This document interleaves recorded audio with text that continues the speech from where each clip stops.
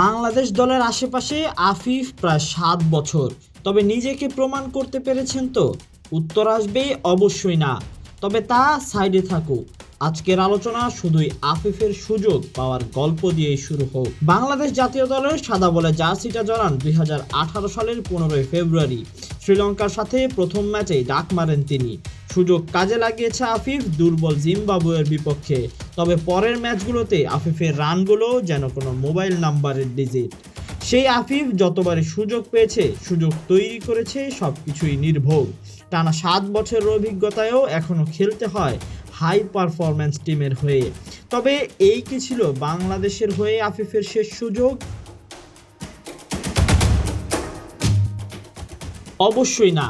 আফিফ এখন পর্যন্ত 2021 এবং 2022 সালের বিশ্বকাপে দলের সঙ্গে বোঝা হয়ে ভ্রমণ করেন।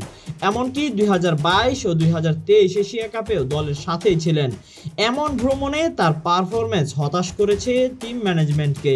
8 ম্যাচে 54 রান করেছেন 2021-এ। পরের বার সুযোগকে ব্যর্থ প্রমাণ করতে 5 ম্যাচে করেছেন 95 রান। এতটুকুতেই আফিফের সুযোগ শেষ হতে পারত। তবে তা আর হয়নি, কারণ এটা বাংলাদেশ। 2022-এর এশিয়া কাপে 2 ম্যাচে 51 করলেও পরের এশিয়া কাপে রান সংখ্যা কেবল 16। বাংলাদেশ প্রিমিয়ার লিগ বিপিএলেও নিজেকে প্রমাণে ব্যর্থ হন আফিফ। চট্টগ্রাম চ্যালেঞ্জার্সের হয়ে 2 আসরে 24 ম্যাচে মাত্র 3টি 50।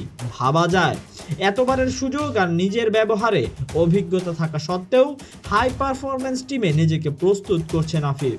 দেশের ক্রিকেটের এক নির্বাক চিত্র আফিফের ক্রিকেট ক্যারিয়ার।